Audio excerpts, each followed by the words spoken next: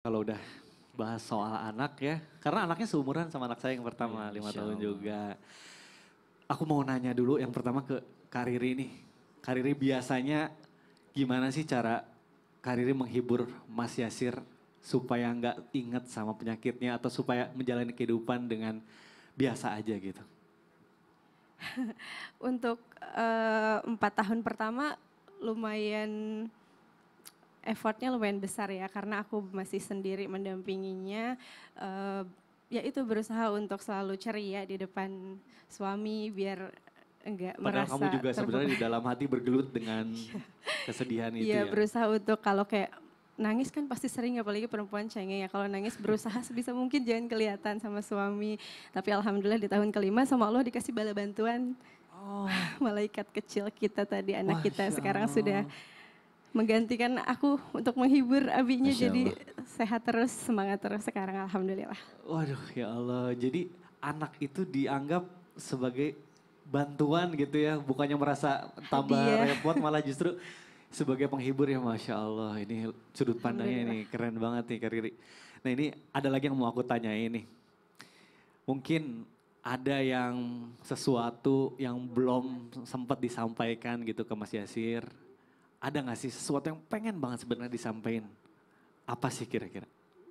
Atas pengorbanannya selama ini atau supaya kuat, supaya apa? Suamiku, aduh, makasih banyak untuk segala pengorbanan. Walaupun aku tidak bisa menggantikan rasa sakit kamu, tapi yang bisa aku lakukan untuk selalu menemani kamu di sini. Jangan takut. Aku yang terima kasih sama kamu. 10 tahun kita menikah, 9 tahun aku sakit. Itu bukan perjalanan yang mudah. Sampai kita ada berdiri di sini. Alhamdulillah kamu masih bertahan. Semoga Allah selalu jaga kamu, sehatkan kamu. Amin. Insya Allah setiap langkahku, aku akan selalu meridoi kamu. Masya Allah. Sebagai istri aku yang Masya Allah. Istri soleha, amin. Terima Insya kasih. Allah. Aduh ini aku mataku udah berkaca-kaca aja gitu ya. Pengen, aduh meleleh rasanya gitu. Masih apa ya, dua-duanya tuh bener-bener saling support gitu ya. Mudah-mudahan terus sampai tua nanti ya kita Amin, doakan Amin. semuanya ya Insya jamaah Allah. ya. Jamaah yang ada di rumah juga ikut mendoakan. Semoga Mas Yasir dan Karir semoga selalu diberikan kekuatan. Amin. Baik. Insya Allah. Tahan nanti kita ngobrol-ngobrol lagi ya. Aduh aku masih Iya. banyak banget yang pengen ditanyain. Boleh silakan duduk kembali. Boleh tepuk tangan dulu dong Bu biar semangat pagi ini. Selanjutnya saya mau panggilkan guru kita Habib Muhammad Syahab. Habib, Siap. izin bertanya Bib. Ini masih sesuai sama tema kita hari ini nih. Kan katanya ujian itu harus dijalani, nggak boleh dihindari gitu ya Bib. Banyak orang-orang Bib yang udah sabar menjalani ujian gitu ya. Ada juga orang-orang yang mikir, oh berarti kalau misalnya kita sering dapat ujian itu berarti kan kita sering dapat hadiah gitu Bib. Betul. Nah kalau misalnya nih orang kok hidupnya gini-gini aja jarang dikasih ujian sama Allah berarti jarang dapat hadiah dong Bib. Ya Allah. Itu Terus gimana ya. sih sudut pandangnya dari Islam? Mohon penjelasannya Habib silakan. Baik. Bismillahirrahmanirrahim. Ujian ini untuk menaikkan derajat kita di sisi Allah Subhanahu wa taala. Sampai dikatakan oleh baginda Nabi besar Muhammad sallallahu alaihi wasallam, Nabi katakan awwalu ma yud'a ilal jannah alhammaduna ala kulli hal. Orang yang pertama kali dipanggil ke surganya Allah Subhanahu wa taala alhammadun. Siapa ini alhammadun? Orang yang pandai mengucapkan alhamdulillah ala kulli hal, Bu. Kita lagi senang ucapkan alhamdulillah. Kita lagi susah atau dapat ujian, kita ucapkan alhamdulillah. Artinya selalu kita memuji Allah Subhanahu wa taala. Orang yang jarang diuji bukan berarti dia tidak dapat pahala dari Allah Subhanahu wa taala. Kalau diujinya yang berbahaya, kalau dia tidak diuji karena Allah la yubali, itu berbahaya seperti Firaun. Artinya tidak diuji selama ini dia senang, tidak diuji kenapa? Karena Allah memang tidak suka. Kalau Allah tidak suka tidak diuji oleh Allah Subhanahu wa taala. Makanya idza ahabba qauman ibtala. Makanya ada hadis daripada baginda Nabi besar Muhammad sallallahu alaihi wasallam. Nabi mengatakan jika Allah Subhanahu wa taala mencintai satu makhluk tersebut, maka Allah uji. Mau itu ujiannya besar, mau itu ujiannya kecil, dia diuji oleh Allah Subhanahu wa taala. Untuk apa dia diuji oleh Allah Subhanahu wa taala? Agar Allah menginginkan dia selalu ingat terus kepada Allah Subhanahu wa taala. Betul, Bu?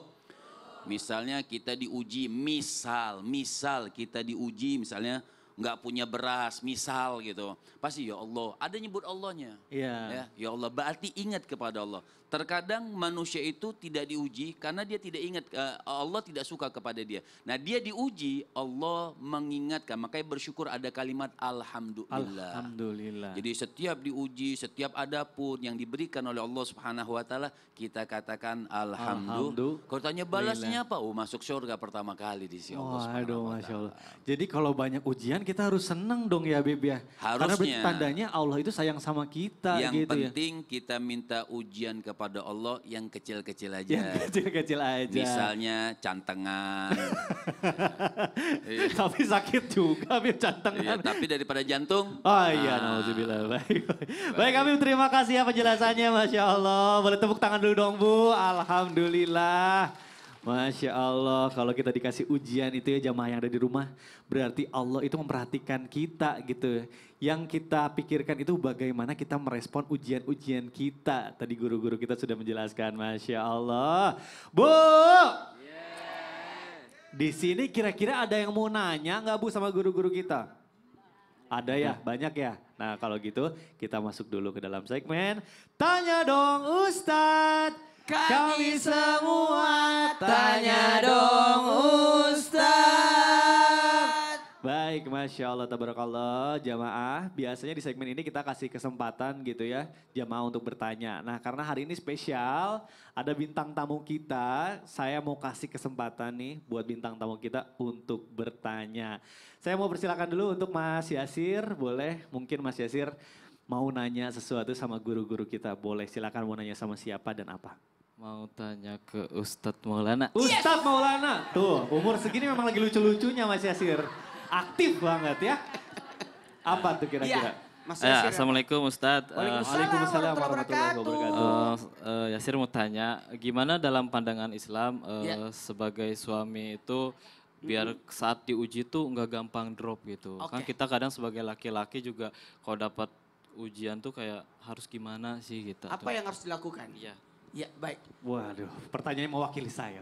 Silakan Ustadz Maulana boleh langsung dijawab. Mas Yasir boleh duduk. Iya, Silakan. Mas Yasir bersama istri, Mas Mikdad yang kami muliakan Habib Amin, dan amin, Ustaz ya Sam. Allah. Kepada semuanya, satu hal buat kita, membicarakan ketika kita diuji apalagi yang namanya sosok suami.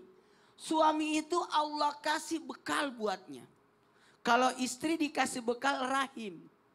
Kasih sayang. 1, 2, 3 kasih. Kasih sayang. Kalau laki-laki Allah kasih modal tanggung jawab. Maka kalau ditanya. Apa yang dilakukan supaya kuat menghadapi ujian? Lakukan 6 perkara. Tinggal 1 menit lagi. 6 perkara.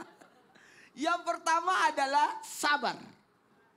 Pasti sabar. Sabar itu mampu tapi tahan. Itu sabar.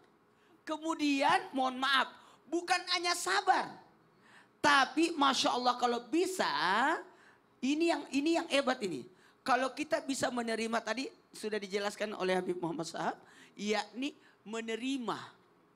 Ridho menerima ketentuan Allah. Kalau bisa makin dekat dengan Allah. Yang paling hebat kalau bisa yakin. Bahwa ini pasti ada hikmahnya. Pasti ini ada pembelajaran. Ada pahala. Masya Allah, tabarakallah. Dan tidak boleh terlepas dari situ aja. Tapi harus ada muhasabah. Renungan jiwa. Oh, baik. Kemudian mohon maaf. Apakah cuma sampai 5 ini? Ya. Sabar, yakin, dekat sama Allah. kemudian ridho, Ridho dan kemudian renungan. Satu muhasabah. lagi nih. Apa tuh? Mau tahu? Mau tahu? Mau tahu? Mau. Ada namanya ikhtiar. Ikhtiar. Usaha. Ini yang Nggak sering boleh dilakukan. sakit, ujian. Gak bisa. Lawan ibu, lawan. Lawan. Ustadz ibu yang di ujung tadi sampai loncat tadi Ustadz, ya Allahu Akbar. Baik, terima kasih Ustadz Maulana. Insyaallah. Mudah-mudahan terjawab ya Mas Yasir ya. Masya Allah, terima kasih Ustadz. Baik, nah jamaah sekarang saya akan kasih kesempatan untuk bintang tamu kita. Kariri boleh?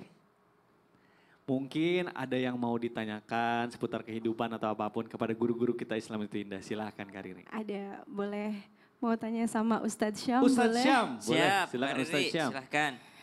Ustadz mau tanya, ada nggak sih amalan dari para istri Nabi di zaman terdahulu untuk menghadapi ujian yang berat biar bisa tetap senyum di depan suami seberat apapun ujiannya? Boleh tahu amalannya apa Ustadz? pertanyaan. Oh bagus kalau banget. tadi Gimana? Mas Yasir nanyain yang mengalami, kalau Iya. ini istrinya gitu. Ini gimana bos? Ih keren ya. Subhanallah. Masya Allah. Baik. Baik. Terima kasih lah duduk. Mohon dijawab ya Ustadz Syam. Tapi guruku Habib Muhammad, Ustadz Maulana, Mas Yasir, Mbak Riri, serta guru-guru kami yang dimuliakan Allah Subhanahu wa taala. Al-Qur'an surah Ibrahim ayat 37. A'udzu billahi minasy syaithanir rajim. Allah. Rabbana inni askantu min ذريتي بواد غير ذي زرع عند بيتك المحرم ربنا ليقيموا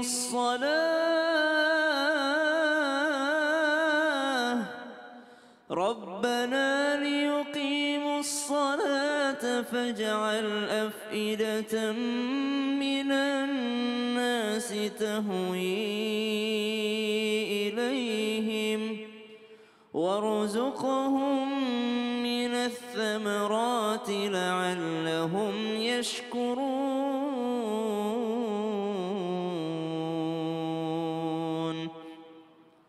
Ketika berbicara tentang agama Islam, Nabi Muhammad SAW berbicara tentang nabi-nabinya Allah, tentu saja tidak terlepas dengan peran pasangannya, yaitu istri daripada nabi-nabinya Allah Subhanahu wa taala. Salah satu istri yang disebutkan di dalam Al-Qur'an dan juga dipuja-puji yaitu Siti Hajar alaihassalam, ibunda daripada Nabi Ismail alaihissalam. Apa amalannya istri Nabi Ibrahim ini atau ibu daripada Nabi Ismail ini sehingga diberikan oleh Allah Subhanahu wa taala keberkahan yang luar biasa. Ketika Nabi Ibrahim meninggalkan Siti Hajar dan Ismail kecil di kota Mekah yang anta beranta, tidak ada apa-apa di sana, tidak ada makanan, tidak ada minuman, subhanallah, tidak ada manusia di sana, hanya lembah kering kerontang. Lalu Nabi Ibrahim meninggalkannya, Siti Hajar hanya bertanya, kata Siti Hajar, apakah kau tega meninggalkanku? Nabi Ibrahim tidak menoleh, tapi ketika Siti Hajar bertanya, apakah ini perintah Allah? Maka Ibrahim alaihissalam menjawab, betul. Maka pada saat itu pula tenang hatinya Hajar alaihissalam. Kenapa tenang? Karena amalannya ini, kalau udah taat sama Allah, kalau udah yakin sama Allah, udah tenang aja. Kenapa? Karena kalau Allah yang perintahkan berarti Allah juga yang tanggung jawab. Kalau Allah yang kasih sakit berarti Allah juga yang tanggung jawab. Kalau Allah yang takdirkan Riri menjadi istrinya Yasir, berarti Allah juga yang tanggung jawab bahwa Riri mampu. Waduh, Masya Allah. Jadi segala sesuatunya dikembalikan lagi sama Allah ya. Dia kembalikan sama Allah. Pokoknya kalau Allah yang suruh berarti Allah juga yang tanggung jawab. Intinya tawakal gitu. Tawakal Masya Allah. Allah. Baik, terima kasih Siap. Ustaz Syam. Masya Allah, tabarakallah. Boleh tepuk tangan dulu dong Bu. Masya Allah. Baik jamaah yang ada di studio dan jamaah yang ada di rumah, jangan kemana-mana karena kita akan kembali lagi, kita akan membahas mengenai ujian apa yang akan kita hadapi lagi, tetap di Islam itu Indah. Jamaah, oh jamaah, alhamdulillah.